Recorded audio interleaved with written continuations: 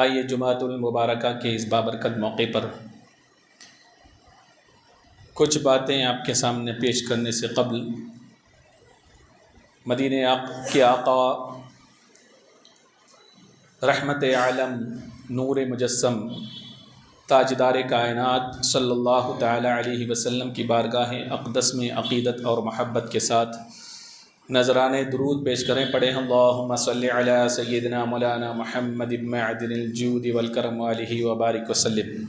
صلاۃ و سلام علیک یا رسول اللہ، صلاۃ و سلام علیک یا نبی اللہ، صلاۃ و سلام علیک یا نور اللہ صلی اللہ تعالی علیہ وسلم. معزز سامعین اکرام، ابھی 18 ذی الحجہ کو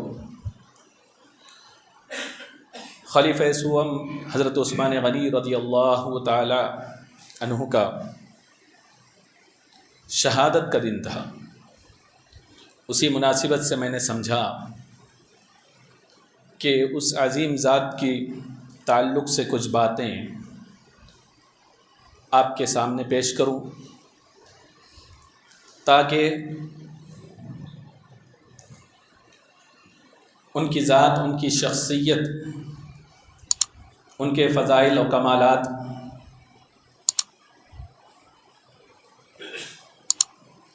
آپ سنیں اور اسے سمجھیں کہ اللہ تبارک و تعالیٰ نے انہیں کتنی بڑی عظمت سے نوازا تھا.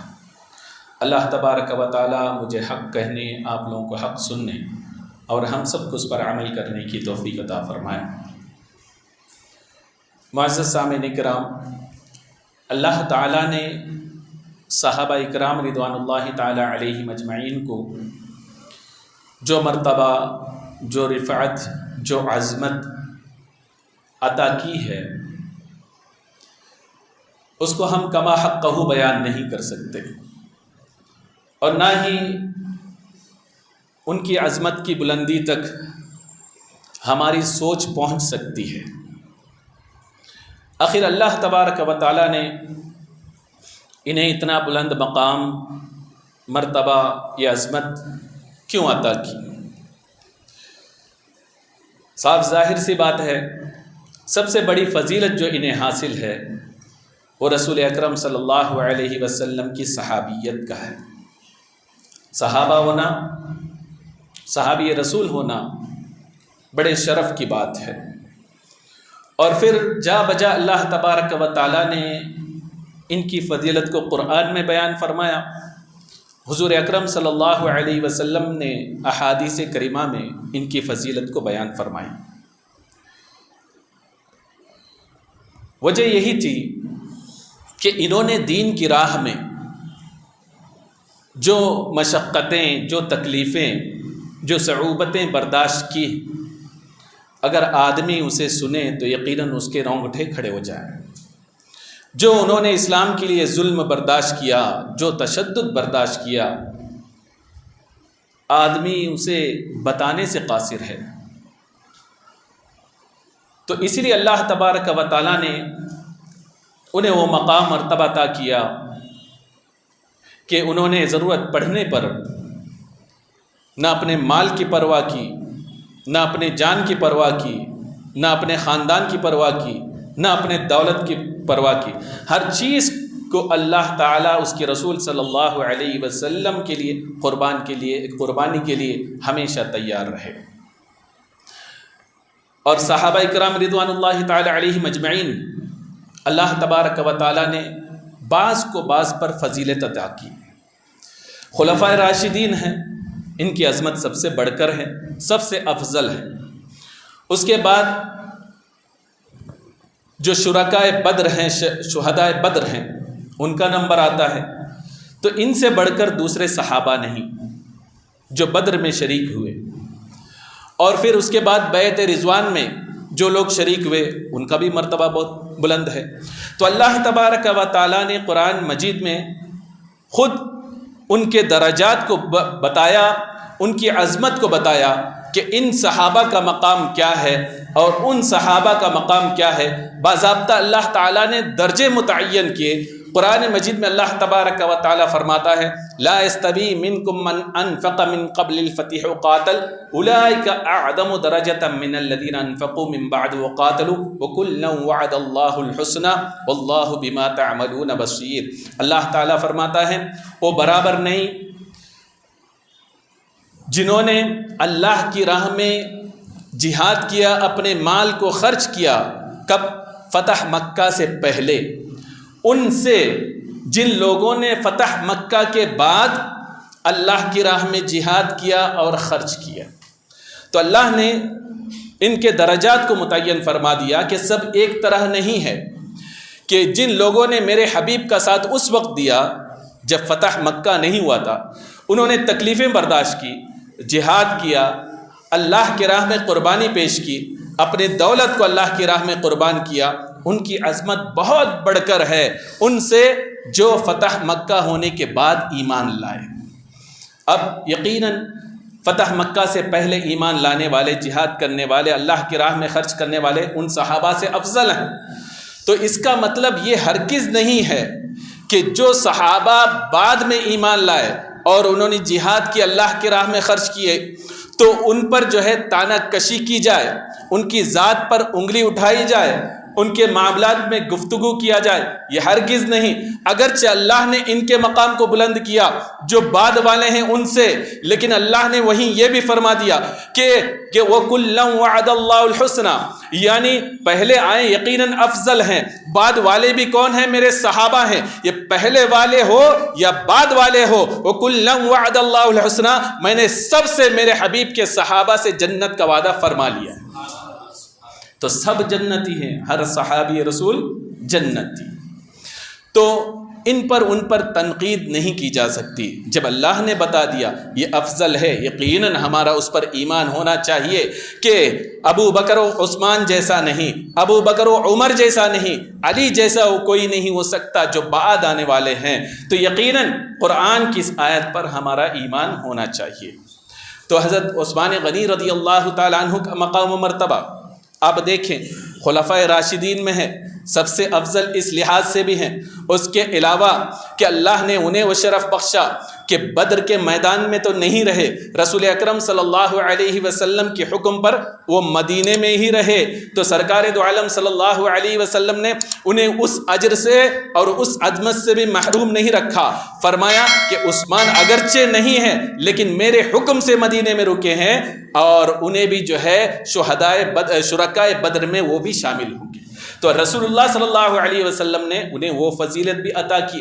بیت رضوان دیکھیں، وہاں بھی حضرت عثمان غنی رضی اللہ تعالیٰ عنہ موجود نہ تھے، آپ کے حکم سے وہ مکہ میں موجود تھے، یعنی سرکار دو عالم صلی اللہ علیہ وسلم نے انہیں مکہ بھیجا تھا، تو بیت رضوان ہوا۔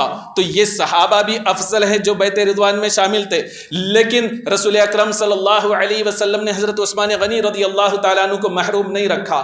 جب سب سے بیعت لیا، دیکھا عثمان تو حاضر نہیں، میرے حکم کی وجہ سے وہ مکہ گیا ہے، تو آپ نے ایک ہاتھ اپنا رکھا، دوسرے ہاتھ اٹھایا اور آپ نے فرمایا یہ میرا ہاتھ ہے اور یہ عثمان کا ہاتھ ہے، میں عثمان کی بھی بیعت لیتا ہوں۔ جو ہی رسول اکرم صلی اللہ علیہ وسلم نے اپنے ہاتھ کو عثمان کا ہاتھ قرار دیا، صحابہ پکار اٹھے۔ حضرت انس رضی اللہ تعالی عنہ فرماتے ہیں فکانت ید رسول اللہ صلی اللہ علیہ وسلم عثمانہ، جب رسول اکرم صلی اللہ علیہ وسلم کا ہاتھ عثمان کا ہاتھ ہو گیا تو حضرت انس فرماتے ہیں خیر من ایدیہم لانفسہم، اب یہ عثمان کا ہاتھ سب سے افضل ہاتھ ہو گیا، اس لیے کہ رسول اللہ نے اپنے ہاتھ کو عثمان کا ہاتھ قرار دیا۔ تو آپ سوچیں، ظاہری طور پر موجود نہ تھے لیکن رسول اکرم صلی اللہ علیہ وسلم نے انہیں اس شرف سے بھی محروم نہیں رکھا۔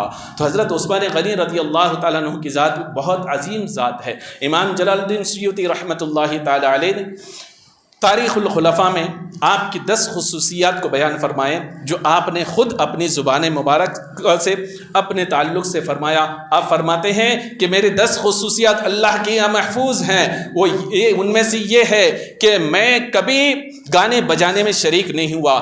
آپ فرماتے ہیں کہ کبھی میں کھیل کود میں شریک نہیں ہوا۔ آپ فرماتے ہیں کہ کبھی میں نے برائی کی تمنا نہیں کی۔ آپ فرماتے ہیں کہ کبھی اپنی زندگی میں نے چوری نہیں کی۔ آپ فرماتے ہیں کہ کبھی میں نے اپنی پوری زندگی میں کبھی زنا کا مرتکب نہیں ہوا، اور فرماتے ہیں کہ میں اسلام لانے والوں میں سے 4 نمبر پر ہوں۔ پھر آپ فرماتے ہیں کہ اللہ نے مجھے یہ شرف بخشا کہ رسول اللہ کی 2 صاحبزادیاں میری نکاح میں آئیں۔ پھر آپ فرماتے ہیں کہ جس ہاتھ سے میں نے رسول اللہ کے ہاتھ میں بیعت کیا، اس ہاتھ کو کبھی اپنے شرمگاہ کو نہیں لگایا، چھوا نہیں۔ پھر آپ فرماتے ہیں کہ جب سے میں نے اسلام کو قبول کیا تب سے ہر جمعہ کو ایک غلام آزاد کرتا ہوں۔ پھر آپ فرماتے ہیں کہ اللہ نے مجھے یہ توفیق بخشی کہ جس طریقے سے رسول اللہ پر قرآن نازل ہوا تھا اسی طرز پر میں نے قرآن کو جمع کیا۔ یہ 10 خصوصیات کو خود آپ نے اپنی زبان مبارک سے اس وقت آپ نے فرمایا جب آپ کا محاصرہ کیا گیا تھا اور شہید ہونے سے چند دن قبل کوئی شخص ملنے کے لیے گئے، تب آپ نے فرمایا یہ 10 خصوصیات اللہ کی یہاں میرے محفوظ ہیں۔ تو عثمان غنی رضی اللہ تعالیٰ عنہ کی ذات اسلام لانے سے پہلے بھی بہت عظیم تھی، یہاں تک کہ قریش کے افراد سب ان سے محبت کیا کرتے تھے، اور محبت اتنی عام ہو چکی تھی، وہ مثال بن گئی تھی، حتیٰ کہ ماں جب بچوں کو، قریش کی عورتیں جب بچوں کو لوری دیا کرتی تھی، انہیں خاموش کیا کرتی تھی، تو اس وقت جو لوری ایک طرز کا نظم ہوتا تھا کہ اس کو پڑھا کرتی تھی، اس لوریوں کو، اس لوری میں ایک حصہ جو وہ پڑھا کرتی تھی، وہ حصہ یہ ہے، تاریخ میں یہ آتا ہے کہ وہ کہتا ہے احبک والرحمن حب قریش لعثمان، وہ کہا کرتے تھے کہ چپ ہو جا، میں تجھ سے محبت کرتی ہوں خدا کی قسم، اور محبت کیسی؟ ایسی محبت جس طریقے سے قریش عثمان کے ساتھ کرتے ہیں۔ اب آپ دیکھیں حضرت عثمان غنی رضی اللہ تعالیٰ عنہ کی ذات، یعنی اسلام لانے سے پہلے بھی قریش کی یہاں ان کی محبت ایسی تھی کہ ماں لوری دیتے ہوئے بچوں کو یہ کہا کرتی تھی کہ ہم تجھ سے ایسے ہی محبت کرتے ہیں جس طریقے سے قریش عثمان سے محبت کرتے ہیں۔ تو یہ عثمان غنی رضی اللہ تعالیٰ عنہ کی شخصیت ہے۔ عثمان غنی رضی اللہ تعالیٰ عنہ کا نمبر اسلام لانے والوں میں 4 نمبر پر ہوتا ہے۔ آپ نے اسلام کو قبول کیا تو سب جانتے ہیں صحابہ اکرام رضوان اللہ تعالیٰ علیہم اجمعین پر اسلام لانے کی وجہ سے کفار مکہ نے ظلم و تشدد شروع کیا۔ عثمان غنی رضی اللہ تعالیٰ عنہ بہت بڑی شخصیت تھی، مالدار تھے، صاحب ثروت تھے، لیکن ان کے گھر والوں نے ان کو بھی نہیں چھوڑا۔ ان کے ماموں نے ان کو باندھ کر ان پر تشدد کرنا شروع کر دیا، حتیٰ کہ جب تشدد حد سے بڑھ گئی تو صحابہ اکرام رضوان اللہ تعالی علیہم اجمعین کو رسول اکرم صلی اللہ علیہ وسلم نے ہجرت کا حکم فرمایا۔ اس سے پہلے ہی رسول اکرم صلی اللہ علیہ وسلم نے اپنے صاحبزادی حضرت رقیہ رضی اللہ تعالی عنہا کا نکاح حضرت عثمان غنی رضی اللہ تعالی عنہ سے کر دیا۔ اب جب ہجرت کی بات آئی کہ کفار مکہ جان لینے پر تل گئے صحابہ کے، تو رسول اللہ نے ہجرت کا حکم دیا۔ حضرت عثمان غنی رضی اللہ تعالیٰ عنہ بھی جانے لگے۔ سرکار دو عالم صلی اللہ علیہ وسلم نے فرمایا رقیہ کو بھی ساتھ لے کر جاؤ، تمہارا دل بہلے گا، ایک دوسرے کے لیے تسلی ہو جائے گی، تمہیں فکر نہیں رہے گی۔ وہ نکلے تو حضرت اسماء بنت ابو بکر رضی اللہ تعالیٰ عنہا سے رسول اکرم صلی اللہ علیہ وسلم نے رات کے وقت فرمایا جاؤ دیکھو عثمان کا حال کیا ہے۔ اس وقت وہ نکل چکے تھے۔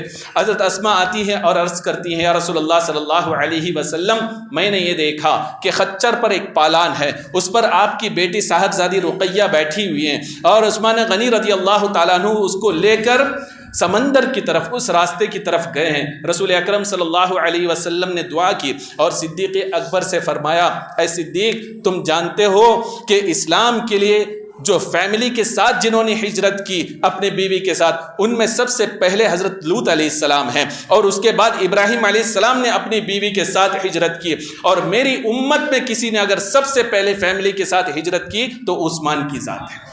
عثمان کی ذات ہے۔ حضرت عثمان غنی رضی اللہ تعالیٰ عنہ نے ہجرت فرمائی اور اللہ نے انہیں یہ شرف بخشا، ایک نہیں بلکہ 2 ہجرتوں کی سعادتیں اللہ نے انہیں عطا کی۔ ہم ہجرت تو سنتے رہتے ہیں کہ کیا معنی ہے کہ ایک جگہ سے اپنے جان و مال دین کی حفاظت کے لیے دوسری طرف کوچ کر جانا اور اپنا سب کچھ چھوڑ کر جانا، اللہ کے لیے یہ ہجرت ہے۔ سننے میں تو بہت آسان لگتا ہے، لیکن جو ہجرت کرتا ہوگا اسے پتا ہوگا کہ ہجرت کیا ہے۔ میں تھوڑی سی آپ کو بتاتا چلوں۔ حضرت عثمان غنی رضی اللہ تعالیٰ عنہ مکہ سے حبشہ کی طرف، جو آج کا ایتھوپیا ہے، وہاں کی طرف آپ نے ہجرت کی۔ تقریباً آج کے لحاظ سے اگر وہ بائی روڈ چلا جائے آدمی، تقریباً 7200 کلومیٹر سے بھی اوپر ہوتا ہے۔ اگر سمندری سفر بھی وہ کرے تو آدھا بھی آپ لے لیں تو سمندری سفر آپ جانتے ہی ہیں، تو انہوں نے اتنا سفر کیا۔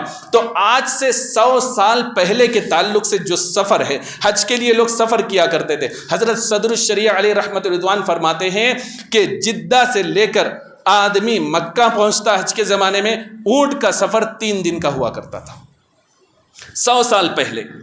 آپ سوچیں کہ عثمان غنی رضی اللہ تعالیٰ عنہ نے 1400 سال پہلے سفر کیا تو وہ سفر کتنے دن کا تھا ہوگا، کتنا پرخطر تھا ہوگا۔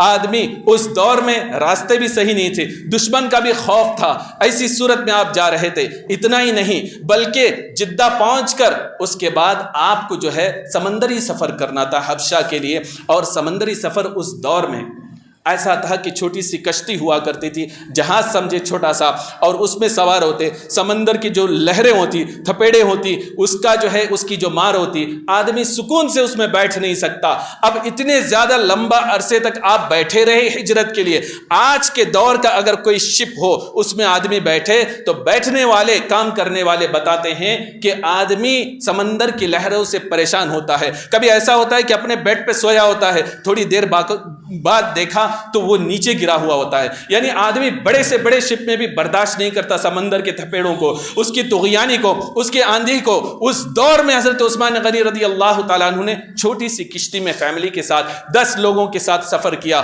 تو آپ خود سمجھ جائیں کہ کتنی مشقت بھری سفر تھی ہوگی۔ یہ ہجرت تھی، اس لیے رسول اکرم صلی اللہ علیہ وسلم نے اس کی فضیلت بیان فرمائی، اور اللہ تبارک و تعالیٰ نے قرآن مجید میں کئی مقام پر جو ہجرت کرے اس کی فضیلت کو بیان فرمائی۔ کہیں فرمائے اولئک اعظم درجۃ من عند اللہ، کہ اللہ کے نزدیک وہ بہت بڑے اجر والے ہیں۔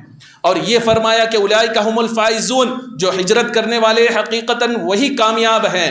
اور ہجرت کرنے والوں کے تعلق سے امام حاکم نے مستدرک میں ایک روایت نقل فرمائی، رسول اکرم صلی اللہ تعالی علیہ وسلم ارشاد فرماتے ہیں حضرت عبداللہ بن عمر سے، اے ابن عمر بتاؤ تمہیں پتہ ہے جنت میں سب سے پہلے کون داخل ہوگا؟ عرض کرتے ہیں یا رسول اللہ صلی اللہ علیہ وسلم، اللہ اور اس کے رسول بہتر جانتے ہیں۔ سرکار دو عالم صلی اللہ علیہ وسلم نے فرمایا کہ سب سے پہلے مہاجر جنت میں داخل ہوں گے، اور وہ جو ہے بلا حساب و کتاب جنت کی طرف بڑھیں گے، جنت کا دروازہ کھٹکھٹائیں گے۔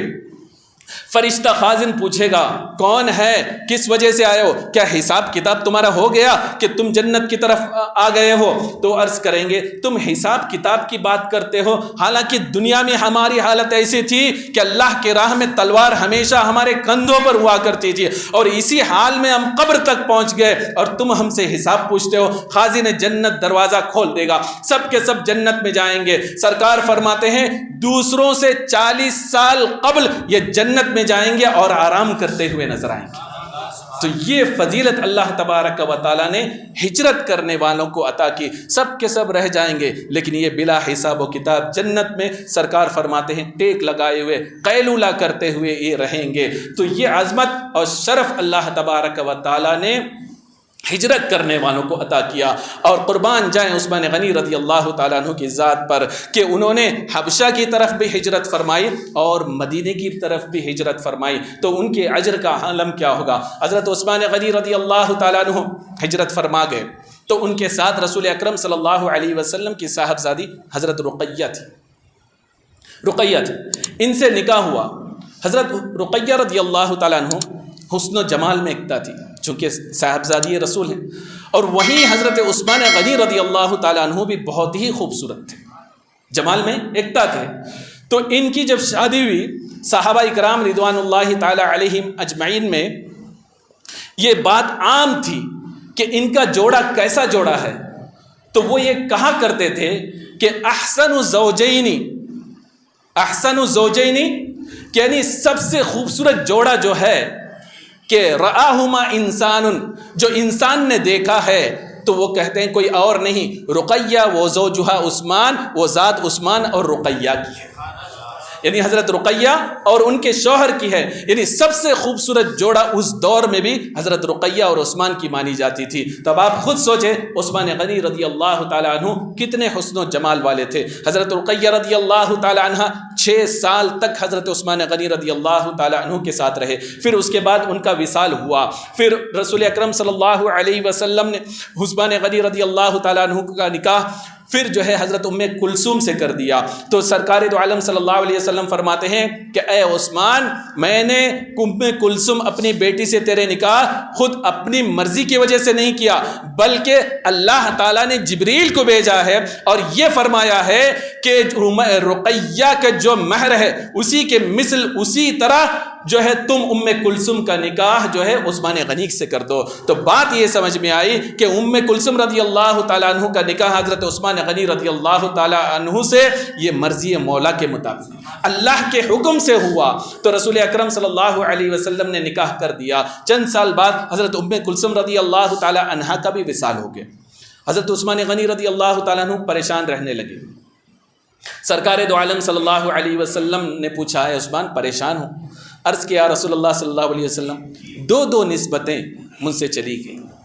یا رسول اللہ صلی اللہ علیہ وسلم آپ سے جو خصوصی نسبت تھی 2 نور مجھ سے جدا ہو گئے۔ تو سرکار دو عالم صلی اللہ علیہ وسلم نے فرمایا اے عثمان، اگرچہ وہ تم سے جدا ہو گئی لیکن مجھ سے نسبت تمہاری برقرار ہے۔ اے عثمان، اگر میری ایک روایت میں آتا ہے کہ اگر میری 10 بیٹیاں ہوتی اور ایک روایت میں ہے کہ اگر میری 40 بیٹیاں ہوتی، ایک کے بعد دیگرے میں تیرے نکاح میں دیتا، اور اگر ایک انتقال کر جاتی دوسرا دے دیتا۔ اس طریقے سے 10 یا 40 کے تعلق سے فرمایا ایک کے بعد دیگرے میں تیری نکاح میں دیتا۔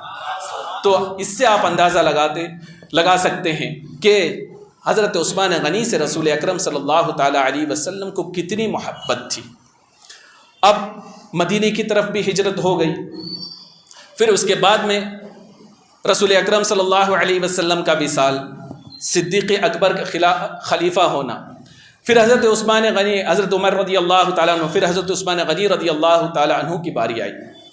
جب آپ خلافت پر متمکن ہوئے، بیٹھے تخت پر، تو اس وقت حضرت عمر رضی اللہ تعالیٰ عنہ کے زمانے تک ہی تقریباً مصر کا علاقہ اور ملک شام، بیت المقدس وغیرہ، ایران کا کچھ حصہ سب قبضہ ہو چکا تھا۔ آپ نے نظم و نسق صحیح ڈھنگ سے آپ نے ترتیب دے چکے تھے۔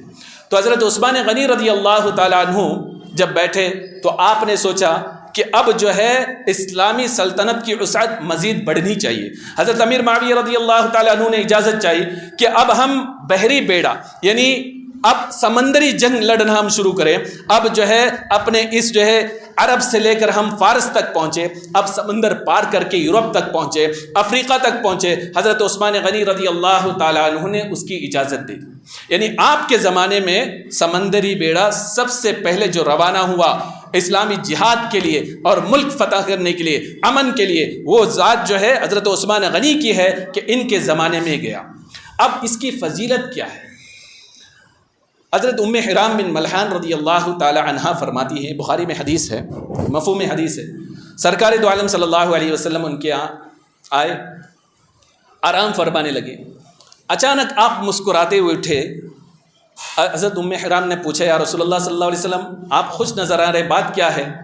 تو آپ نے فرمایا اللہ تبارک و تعالیٰ نے مجھے میری امت کی اس قوم کو دکھایا، اس گروپ کو دکھایا جو سب سے پہلے سمندری بیڑے میں بیٹھ کر جہاد کرے گی، اور میں نے انہیں دیکھا وہ اس طریقے سے سمندری بیڑے جہاز میں سوار ہے جس طریقے سے ایک بادشاہ تخت پر سوار ہوتا ہے، اور اللہ تعالیٰ نے مجھ پر یہ وحی نازل فرمائے بتایا کہ وہ بیڑا ہوگا تو اللہ تعالیٰ نے ان پر جنت کو واجب کر دیا ہے۔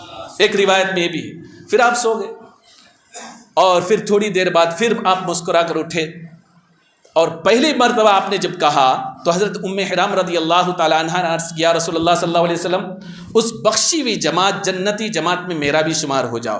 سرکار دو عالم صلی اللہ علیہ وسلم نے فرمایا تم ان میں سے ہو۔ پھر دوسری مرتبہ آپ نے وہی خواب دیکھا، اب مسکراتے اٹھے. حضرت ام حرام نے پوچھا، سرکار نے فرمایا دوسرا بحری بیڑا مجھے دکھایا گیا. تو حضرت ام حرام نے عرض کیا رسول اللہ صلی اللہ علیہ وسلم میں بھی ان میں شامل ہو جاؤں. سرکار نے فرمایا تم ان میں سے نہیں ہو، ان میں سے نہیں ہو. اور ایک روایت میں یہ بھی آتا ہے، سرکار نے فرمایا کہ حضرت ام حرام سے ہی روایت نقل ہے کہ آپ نے فرمایا جو سب سے پہلے روم پر میری امت کے لشکر حملہ کرے گی اللہ تبارک و تعالی ان کو بخش دے گا، وہ بخشے ہوئے ہوں گے. تو رسول اکرم صلی اللہ علیہ وسلم سے انہوں نے دعا کے لیے عرض کی تو سرکار دو عالم صلی اللہ علیہ وسلم نے فرمایا تم ان میں سے نہیں ہو، لیکن یہ فرمایا پہلے بیڑے میں تم ہو. تو رسول اکرم صلی اللہ علیہ وسلم کے فرمان کے مطابق حضرت ام حرام جو عبادہ بن صامت رضی اللہ تعالی عنہ کی بیوی تھی، آپ اس پہلے بحری بیڑے میں شریک ہوئی اور جہاد کے بعد جب واپس آئے تو آپ جانور پہ سوار ہوئے اور پھر اس کے بعد اس میں سے وہ بدک گئے اور جانور بدکنے کی وجہ سے وہ گر گئی، اس میں وہ شہید ہو گئی. تو سرور دو عالم صلی اللہ علیہ وسلم کی علم غیب بھی اس سے سمجھ میں آتی ہے. سرکار نے ان کے لیے دعا فرمائی پہلے بیڑے میں تو تم ہو، دوسری مرتبہ جب انہوں نے گزارش کی کہ میرے لیے دعا فرمائے کہ میں ان میں ہو جاؤں تو سرکار نے فرمایا تم ان میں سے نہیں ہو. گویا کہ سرکار کو اس بات کا پتہ تھا کہ پہلے میں تو شامل ہوگی لیکن جب دوسری باری آئے گی تو تمہارا انتقال ہو چکا ہوگا. یہ رسول اکرم صلی اللہ علیہ وسلم کا علم غیب ہے. تو یہ پہلا بحری بیڑا جس کے تعلق رسول اللہ نے فرما دیا کہ جنت واجب ہو گئی، کسی اور کے زمانے میں نہیں بلکہ حضرت عثمان غنی رضی اللہ تعالیٰ عنہ کے حکم سے نکلا تھا. اب یہ اسلامی سلطنت اتنی وسعت پذیر ہو گئی، اتنا لمبا چوڑا ہو گیا کہ عثمان غنی رضی اللہ تعالیٰ عنہ کے 12 سالہ دور میں اب وہ ایران سے نکل کر اسپین تک پہنچ گیا، یورپ میں قدم رکھا اور افریقہ میں موجودہ دور کا لیبیا اور پھر اس کے علاوہ الجزائر اور اس کے علاوہ موروکو، یہ سارے علاقے فتح ہو گئے. اور دوسری طرف افغانستان کا علاقہ، آذربائیجان کا علاقہ، آرمینیا کا علاقہ، یہ سارے علاقے حضرت عثمان غنی رضی اللہ تعالیٰ عنہ کے زمانے میں فتح ہوئے. تو مورخین لکھتے ہیں 12 سالہ آپ کے اس دور میں آپ 1-2 ملک نہیں بلکہ پورے 3 بر اعظم یعنی 3 کانٹیننٹ کے آپ خلیفہ تھے اس 12 سال میں.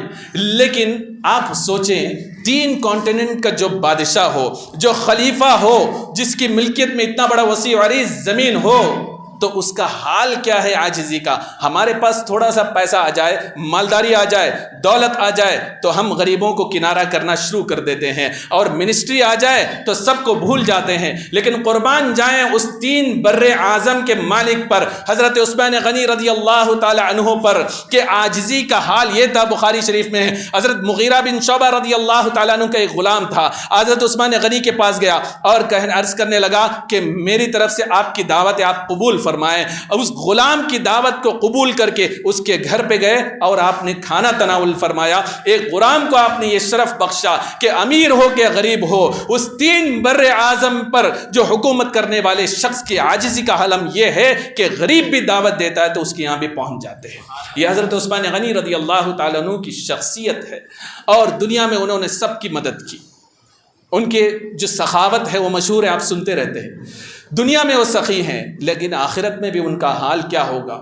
تاریخ دمشق میں ایک روایت ہے، رسول اکرم صلی اللہ تعالی علیہ وسلم فرماتے ہیں بروز قیامت 70,000 لوگ بغیر حساب و کتاب کے جنت میں داخل ہو جائیں گے. وہ لوگ ہوں گے جن پر جہنم واجب ہو چکی ہوگی. سرکار فرماتے ہیں یہ 70,000 عثمان غنی کی شفاعت سے جنت میں جائیں گے. یعنی وہاں بھی ان کی سخاوت جاری رہے گی کہ 70,000 لوگوں کو بلا حساب و کتاب جن پر جہنم واجب ہو چکی تھی انہیں بھی جو ہے جنت میں داخل کرتے ہوئے نظر آئیں گے. حضور اکرم صلی اللہ علیہ وسلم سے پوچھا گیا یا رسول اللہ صلی اللہ علیہ وسلم کیا جنت میں بجلی ہے، لائٹ ہے؟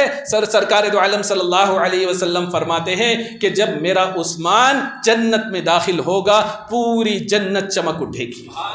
یہ حضرت عثمان غنی رضی اللہ تعالیٰ عنہ کی ذات ہے. اس طریقے سے بے شمار فضیلتیں ہیں. ہمیں چاہیے عثمان غنی رضی اللہ تعالیٰ عنہ کے اخلاق کو بھی سنیں. عثمان غنی رضی اللہ تعالیٰ عنہ فرماتے ہیں کہ اگر کوئی دن قرآن کریم کی بغیر تلاوت کے گزر جائے تو مجھے وہ دن سب سے افسوس کا دن لگتا ہے.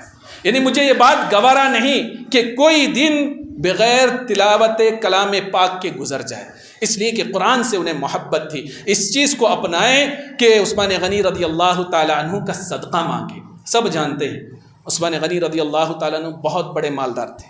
جب آپ سے کہا جائے دولت چاہیے کہ سب کو چاہیے، تو یقیناً دولت آپ مانگتے ہو، مانگو، حلال رزق مانگو، دولت مانگو، آپ کو حق ہے، لیکن آپ مانگو تو عثمان غنی کا صدقہ مانگو۔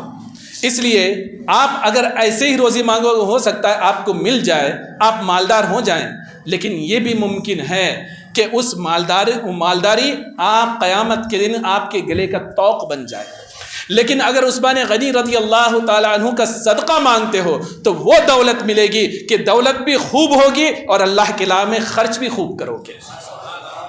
تو یہ اللہ تبارک و تعالیٰ نے عثمان غنی رضی اللہ تعالیٰ عنہ کی سخاوت کی صفت عطا کی تھی کہ آپ بے تحاشا اللہ کی راہ میں خرچ کیا کرتے تھے۔ تو اللہ تبارک و تعالیٰ ہم سب کو عثمان غنی رضی اللہ تعالیٰ عنہ کے اخلاق حسنہ سے سبق حاصل کرنے اور اس پر عمل کرنے کی توفیق عطا فرمائے، اور عثمان غنی رضی اللہ تعالیٰ عنہ کا صدقہ ہمیں عطا فرمائے۔ استغفر اللہ ربی من کل ذنب واتوب الیہ، وآخر دعوانا ان الحمد للہ رب العالمین۔